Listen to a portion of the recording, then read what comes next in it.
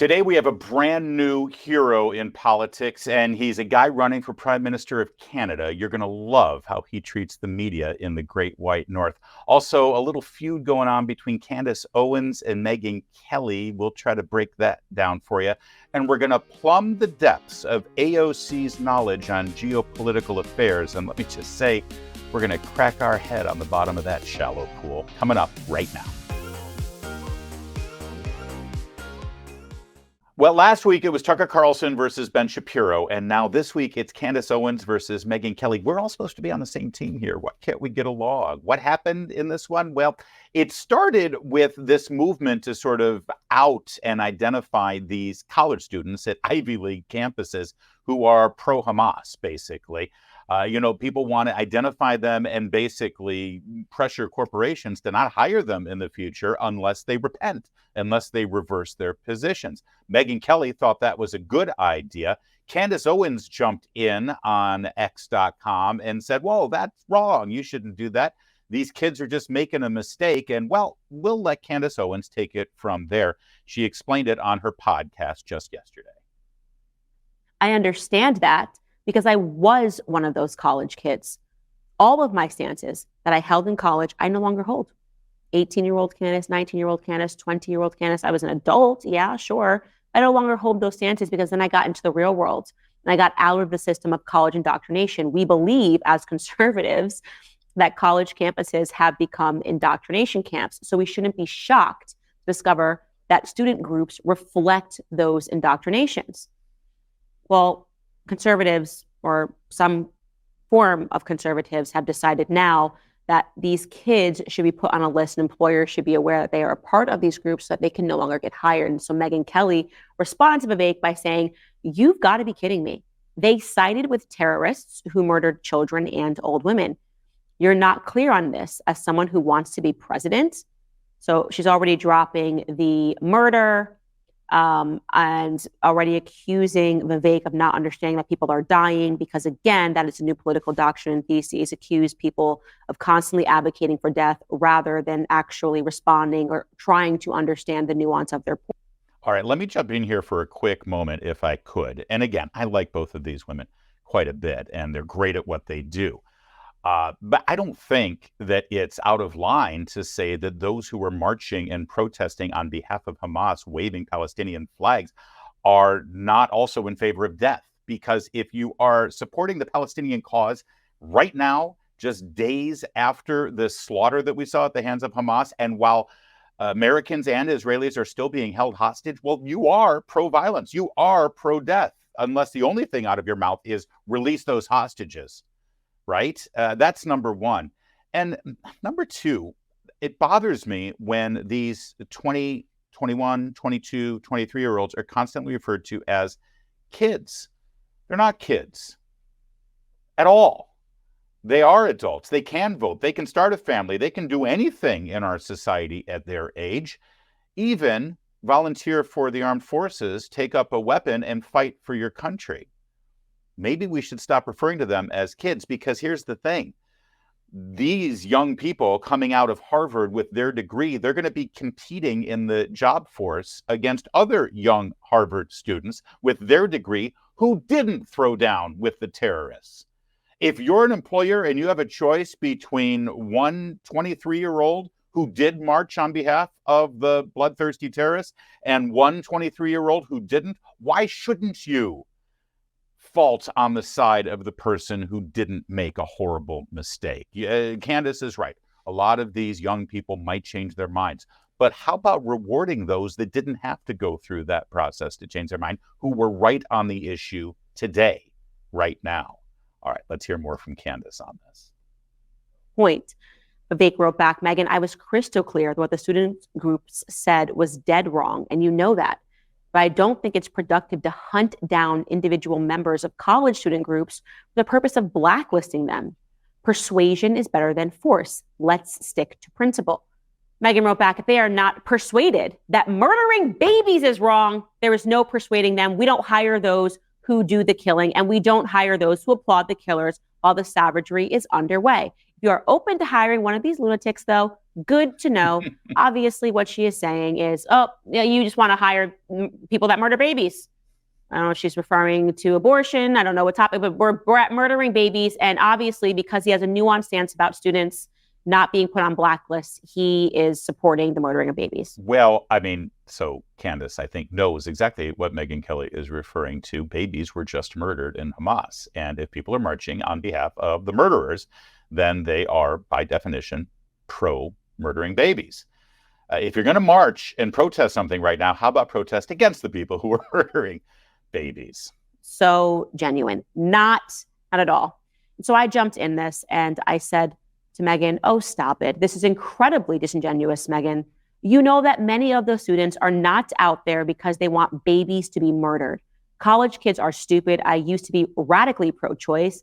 Glad I didn't get put on a conservative blacklist for wanting babies murdered. As it turned out, I was just young and temporarily brainwashed from a public school education, coupled with mainstream Hollywood lies, and not because I legitimately wanted to see infants torn from their mother's wombs. Dr. Thomas Sowell used to be a radical socialist who ardently supported communism. Thankfully, he wasn't put on a quote-unquote conservative blacklist and accused of being a person who wanted worldwide suffering and starvation as socialism and communism bring.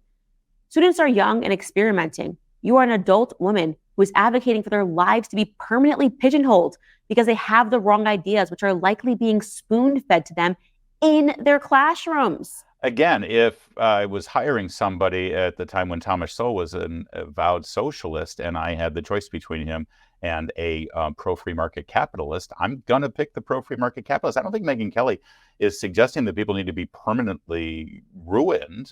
If they repent and change their mind and come out like Thomas Sowell or like David Horowitz or whoever you'd like, that's a different story. But as long as you're on the record still being in support of these terrorists, no, they shouldn't be encouraged or celebrated or rewarded, should they? I then said, nothing infuriated me more than watching Black neighborhoods be burned to the ground in terroristic fashion during the George Floyd riots. But I would have been a disingenuous fool had I suggested that every college kid who signed a BLM letter of support be put on a list for advocating for terrorism. They were brainwashed and it was obvious. Rather than advocating for them to have their lives ruined, I used my platform to show them the truth. I created a documentary to expose media lies. Education is what conquers ignorance. Many of my former critics are fans now, and virtually nobody is donating to the now bankrupted BLM organization. So I thought that was a sound answer. I, again, added nuance for her and context. You know, obviously, these kids are not doing this or signing this letter because they support violence against Israelis, but because they believe that the Israelis are enacting violence against the Palestinians. If you believe that's wrong, you have to educate them, not punish them, not permanently ruin their lives for a position that they might not hold in 2 years. They're students, right? They're getting information from professors, radically left professors. We know this. Well, shockingly, and I do say this shockingly, I have no issues with Megyn. I've featured her stuff on the show. I think her work is really good. I think her podcast is super interesting. It performs really well. Shockingly, Megyn Kelly wrote this back to me. Listen, this could go on and on, one tweet to the next. What Candace Owens was upset was that Megyn Kelly said, fine, you're on board with this. Go ahead and hire them as your new interns. And she tagged Daily Wire in her tweet, in her post on X, which many people thought was Megyn Kelly, alerting Candace Owens' boss of her position on this. Of course, her boss ultimately is Ben Shapiro, who is also rather at this point, not super duper open to the idea of showing the kind of position that Candace Owens wanted shown. All right. Let's skip ahead now to Megyn Kelly's final response to this brouhaha yesterday on her podcast. I love this. On my podcast, we'll talk about her podcast and their podcast. And it's a little meta, but you get it. Megyn Kelly, you want to have the final word here? I think it's wonderful that she's willing to take them on. I really do. I look forward to the Candace Owens internship program over the Daily Wire. And I have found a bunch of students who she could take on because she really thinks that they're open-minded to a change of heart. And here's just a few samples for her to call from. Here, watch. My name is Arzel Mohammed. This is a Nazi IDF Israeli. You guys are Nazis. You're the one You killing support Jews. genocide. You support genocide. You're the one beheading babies. Nobody is killing Jews. You support genocide. You're disgusting. Nobody You is support killing genocide of my Jews? people. Bitch. By the way, my name is Arzo Mohammed. Come find me. Nazis.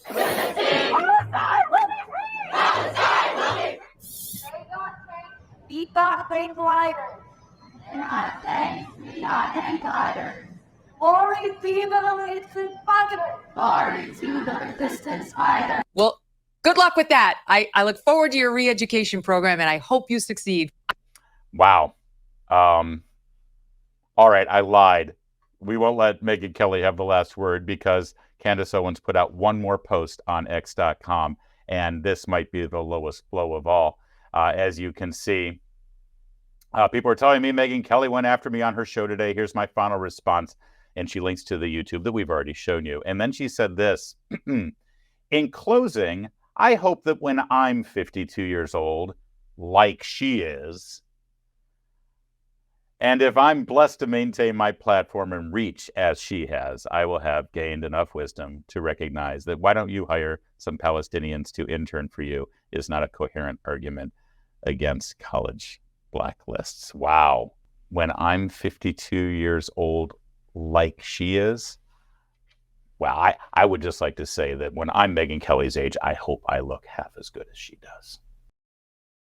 All right, let's take a minute to talk about the big box bill. And well, the first thing you need to know about it is you have to stop it. Stop the big box bill. And you can go to a website set up for it. It's called stopthebigboxbaitandswitch.com. Stopthebigboxbaitandswitch.com. So what is the big box bill? Well, technically, it's Senate Bill 1838 and House Resolution 3881. And they're going to tell you that this is to help businesses like big box stores, because we all like them, right? Costco and Walmart and all that. And it is going to be great for them. You know who it's going to hurt? It's going to hurt small businesses, entrepreneurs, mom and pop shops. You know, they're the ones who really do need help in this economy. The economy has been broken because the government has been intervening for so many years. So why not intervene some more and hurt the little guy? Well, we don't want to do that, do we? We're conservatives. We like the free market. We like entrepreneurship. We don't like the big box bill. You saw what happened with the Durbin Amendment. Remember, they sold that to you, telling you it was going to make things better for you by reducing fees for transactions, and it didn't work out at all. It's a disaster. Now, our credit card rewards might be threatened by the big box bill. Our security on our credit cards and basic consumer protections are at risk because of the big box bill. So contact your representatives. Let them know that you are against it. Stop the big box bill. Stand up for American entrepreneurship and free enterprise. Stop the bigboxbaitandswitch.com. Up in Canada, they're about to have an election for Prime Minister, and you need to see the man who is running as the Conservative candidate. On the topic, I mean, in terms of your sort of strategy currently, you're obviously taking the populist pathway. What does that mean? Right. A couple of things here.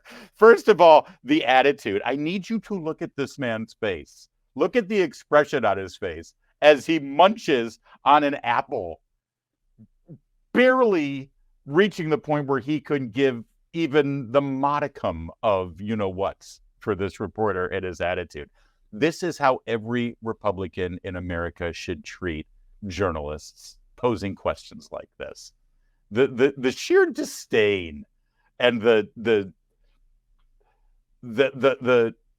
attitude that I barely have enough time for you right now, so I'm going to munch on my apple while you waste it, is chef's kiss.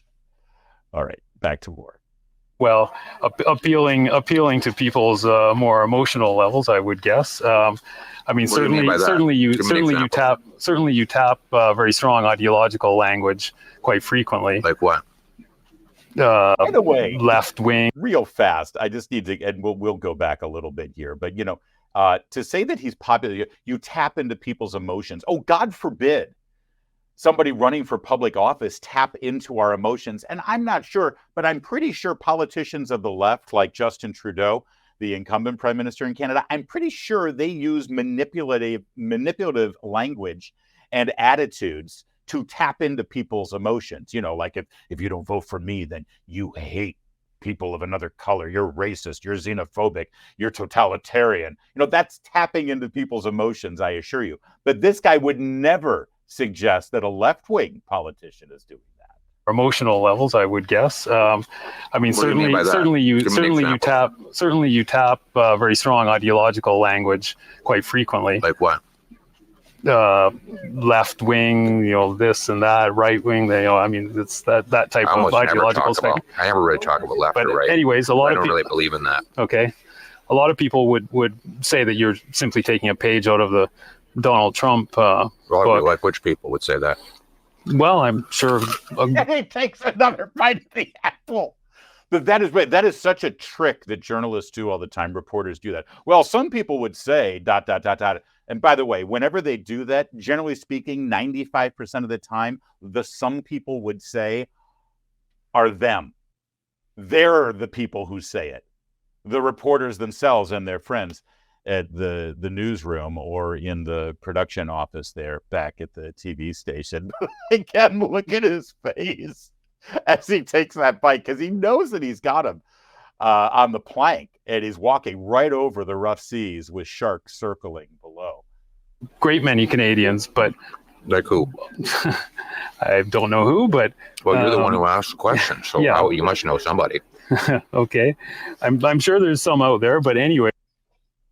There's something so Canadian about this too. Okay, anyways, that adds to the brilliance of this. The point of this question is, I mean, why should Canadians trust you with their vote, given not just the sort of ideological inclination in terms of taking the page out of Donald Trump's book, but what are you also talking about? What page? Can you give me a page? Give me the page. You keep saying in terms of turning things quite dramatically in terms of Trudeau and the left wing and all of this. I mean, you make quite a it's quite a play that you make on it. So I'm not just sure. wondering. I don't know what your question is. They actually finally do get a question. I want you to hear his answer because it's quite brilliant, actually. But I just want to take a moment to point out what he's done here. He's revealed a couple of things that's so important for all of us to acknowledge, recognize, talk about, and also expect from those who are running as Republicans or conservatives in this country. Two very important takeaways here. Number one, reporters aren't actually that smart. And by the way, they're kind of lazy too. So they just keep repeating the same things over and over, and as if, well, everybody knows this. It's like, really? Everybody knows that?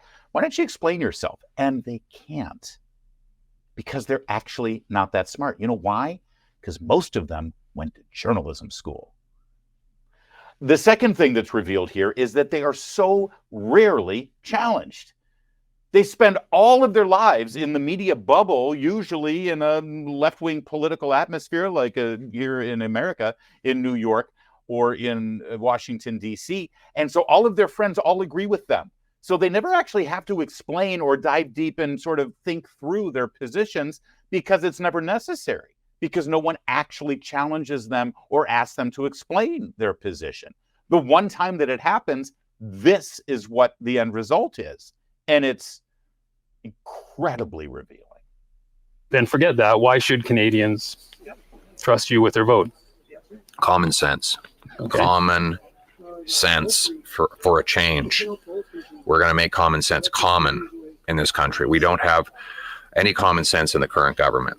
The guy prints $600 billion, grows our money supply by 32% in 3 years. That's growing the money 8 times faster than the economy. No wonder we have the worst inflation in 4 decades. I'm going to cap spending, cut waste, so that we can balance the budget and bring down inflation and interest rates. You'll want to be able to pay your mortgage again? You want to be able to afford rent? Then you have to vote for Pierre Poilievre, because I'm the only one with a common sense plan that will bring back the buying power of your paycheck. That is beyond great. It's perfect. In fact, it's brilliant. And honestly, if the people of Canada reject him, I hope he moves to the U.S.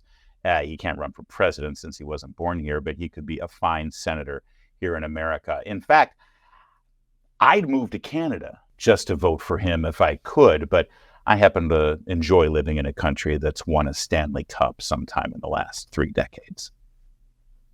I know, low blow. All right, let's move on to Alexandria Ocasio-Cortez. Speaking of people who aren't really that smart, we're about to plumb the depths of her knowledge on the Israel-Hamas affair. And let me just be clear here. You know, when you go to a kiddie pool and they put those signs up that say no diving with a little image of you cracking your head on the bottom of the pool? I know it seems like they're not necessary because everyone knows, but that's really the depth of her knowledge. It's pretty shallow, and she displays it right now for everyone to see on CNN. As all of this kind of kicked off, you and several other of your colleagues released a statement calling for a ceasefire in the region. But I wonder, what is Israel supposed to do about Hamas after they murdered, brutalized, abducted over 1,000 of their citizens? Are they supposed to just do nothing? Well, I think what's important to note about a ceasefire is that it's not one-sided. Hamas has been sending thousands of rockets into Israel as well. And what is important is for us to identify our goal in terms of what safety means, in terms of what defense means. But and if I may, Congresswoman, I think that... Yeah, Abby Phillip, by the way, at CNN did a fine job here. But let's just be clear on what Alexandria Ocasio-Cortez just said. She's going to get challenged, and you're going to see that she doesn't have much more. But what she's saying here is that the people who just invaded a peaceful sovereign nation and slaughtered over 1,000 innocent people and then raped and kidnapped those that were left over, they got to do that, and now everyone has to have a ceasefire, right?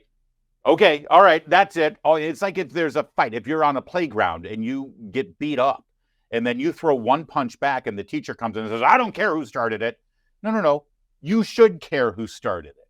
Who started it matters. Who started it is where morality lives. She doesn't care who started it because she's on one side of this equation. Anyone calling for ceasefire right now without justice is in favor of the people who just committed the atrocities. Position from Israel's perspective is that there was already an attack, and Hamas already committed an attack. After that happened, do you really believe that they should not respond to that? I think what is important in terms of response is Israel does have a right to self-defense. Do they? I think what we need to take a look at in this situation is if collective punishment qualifies as defense, if the blockade on water, food, electricity, if the dropping of white phosphorus, which is an indiscriminate weapon, qualifies. So I do believe that there's a discussion to be had here. I don't believe that an either or approach is what is necessary, but we should identify what our goal is, which is the cooling of tensions in the region. A couple of things here. And listen, all of that might sound reasonable if you're living in a bubble. But number one, this whole idea of collective punishment, did you hear anybody in the days after the terror attacks against the innocent Israelis about 10 days ago, did you hear anybody decrying the collective punishment that Hamas just wreaked on the Israelis? Why is it only going in one direction? There's something to be said there, that this language is only used and only applied to one country, Israel, right? And this whole idea of we need to have a ceasefire and examine what our goals here. Have you ever heard anyone from Alexandria Ocasio-Cortez's political party, the Democrats, saying those exact same words with regard to Ukraine and Russia? 2 years in, with body counts stacking up, and how many? $100 billion of American treasure sent over there in weapons and in money. God knows what it's being used for by the Ukrainian government, because they've got a real good track record. But if you step up and say, could we examine what our goals are here? And maybe it's time to call for a ceasefire to end the violence. You're suddenly a tool for Vladimir Putin. In fact, you're pro-Putin. You're pro-Russian invasion. You're pro-Ukrainians getting murdered, right? That's how it works with that war. What's different about this war? I think we know what's different about this war. Israel's goal is to rid the region of Hamas. They've been very clear about that. And I certainly take what you're saying. Thank you. We have to be clear on what our goals here. Oh, no, Israel's been very clear. There's no ambiguity there. We know exactly what they want to do. And maybe we should just get out of the way and let them do it. Saying about the condition of Gaza right now for civilians who, as you point out, are not synonymous with Hamas, but for Israel to deal with Hamas, which is a force that is actually detrimental to Palestinians. Absolutely. How else are they supposed to address a violent, militant, some say terrorist group, other than to go in there and take them on directly? Well, you know, when we talk about going in there, I think we should also keep in mind President Biden's statements as well about what the implications of potential ground invasion would be. But wait, I thought that the Palestinians were occupied right now. Understand the lie that you've been told here, and this exchange basically revealing that lie. If the debate right now is whether Israel should go into Gaza and invade, as the language that they're using here, doesn't that prove that there isn't an occupation of Gaza? They wouldn't have to invade if they were occupying Gaza. See, all the people who say end occupation, they're not talking about Gaza. They're talking about the entire country of Israel. That's what they consider to be an occupation. This is an inherently complex situation. I do believe that Hamas needs to be dealt with. But how, I think, is what I think what we're trying to figure out right now is that this present situation of collective punishment and indiscriminate attack is one approach, but we are seeing the issues and the complications with that approach now. Can we target them in terms of intelligence? Is there precision? What are the options available?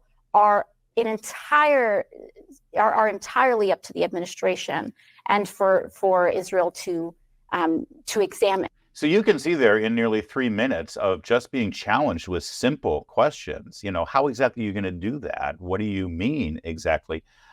She's done. She has to go back and repeat the same talking points that she had because there's not much there. Here's a little bit more. And also at the same time, 2,000 troops being told to get ready to potentially deploy to the region. Is that something that you support the Defense Department doing? You know, I know that, and I truly believe that it is in the interest of every single actor in this region to have a cooling of tensions here. I don't believe that any singular actor wants to see an escalation in violence, an escalation in the volatility of the situation. And I think what is most important is that we focus. I think what she means there is volatile and volatility, not volatile. But listen, I get some words wrong now and again too. But did she just say that she doesn't think any of the actors in the region wants an escalation of violence? Is that what she just said? Support the Defense Department doing? You know, I know that, and I truly believe that it is in the interest of every single actor in this region to have a cooling of tensions here. I don't believe that any singular actor wants to see an escalation in violence. Really? Because I'm seeing so-called leaders in the Palestinian regions and in Gaza calling for the extermination of Jews and the elimination of the state of Israel. Is she really saying that the Hamas terrorists and Hezbollah, who continues, now Hezbollah is raining rockets into Israel from the northern border, that they don't want an escalation? Has she seen what Iran has been saying about this? Does she really believe that no one wants an escalation of violence? Because it seems like one side is looking to escalate violence. Here's a little bit more of our AOC. Should Arab countries be taking on the lion's share of the burden to absorb what could be over 1 million, if not more, refugees from Gaza? I think there's something to be said about the region's partners being able to support and step up Palestinians. However, that does not abdicate the United States from our historic role that we've played in the world of accepting refugees and allowing people to restart their lives here. Wow, there you go. It's up to America to bring refugees in from the Middle East. That's our historic role. Is it really? I'd say this. Maybe there's a role for America to accept some refugees. We can have that conversation after Egypt and Jordan and Qatar and Iran and Saudi Arabia, and you get the point.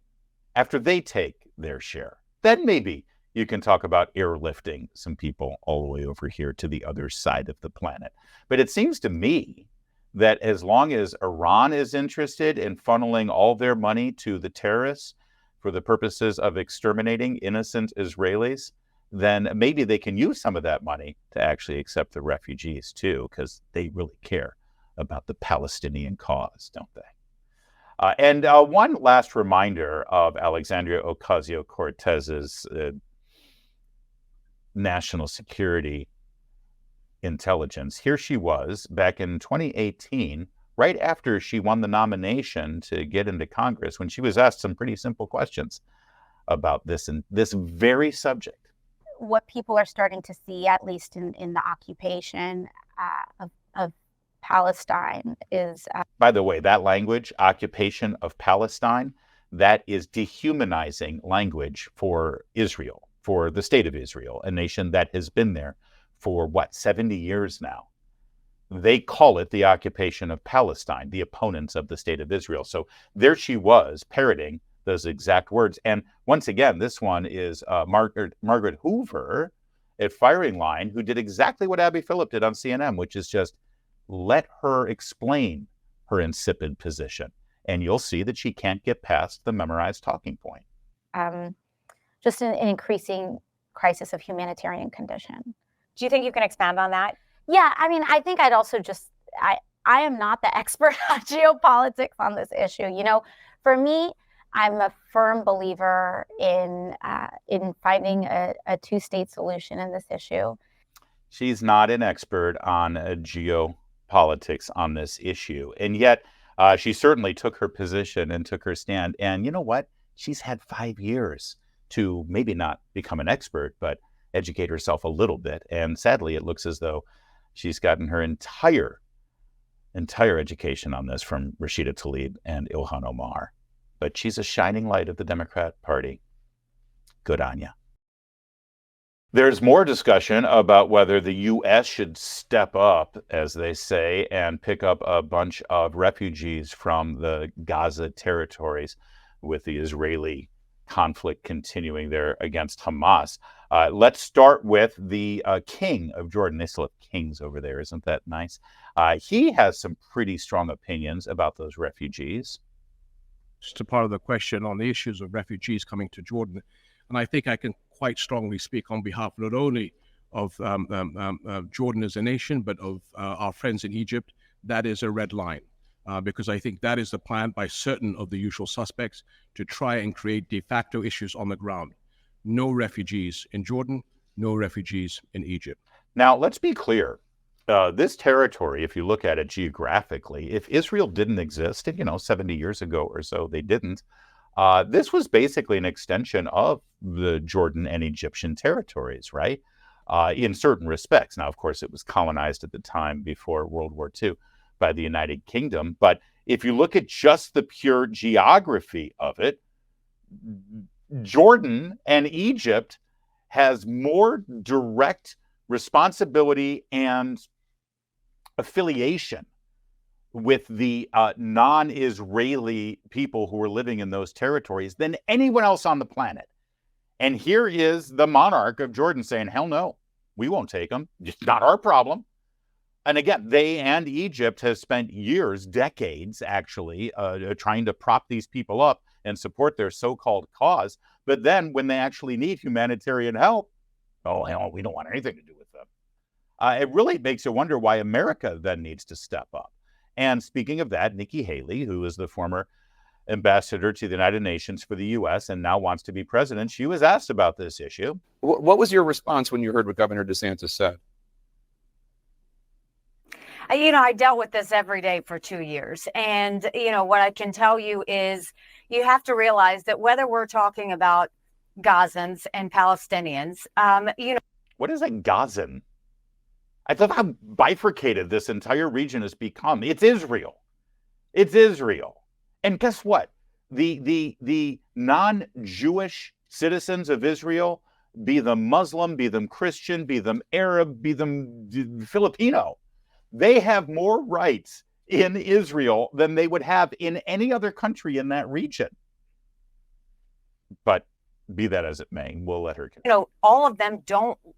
You've got half of them at the time that I was there didn't want to be under Hamas's rule. They didn't want to have terrorists overseeing them. They knew that they were living a terrible life because of Hamas. You had the other half that supported Hamas and wanted to be a part of that. We see that with Iran too. The Iranian people don't want to be under that Iranian regime. They don't. We saw what happened to Masa Amini. We saw how they treat them. There are so many of these people who want to be free from this terrorist rule. They want to be free from all of that. And America's always been sympathetic to the fact that you can separate civilians from terrorists. And that's what we have to do. All right. So think on that for a quick second. Because, and first of all, if that's true, that half of the people living in that territory hate Hamas and they want to do away with Hamas, then this is great what Israel is doing. Because if they do it right, there will be no more Hamas there. And that's good news for everyone who's left, right? If that's true. But the answer to Jake Tapper there has been interpreted by many as Nikki Haley opening up the door for those non-terrorist Gazans to become refugees here in America. And Ron DeSantis, as you heard just mentioned there, he had something to say about it. To that point, you've made it very clear that you do not think the U.S. should take in any refugees from Gaza.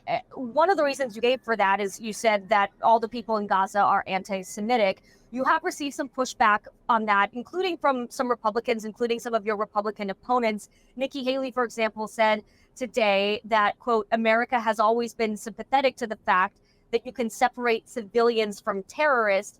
She also said that many of these people want to be free from this terrorist. That's not the question. It's not the question of whether they're all terrorists. In Gaza, they teach the kids to hate Jews. If you look at the textbooks, Israel is not on the map of the Middle East.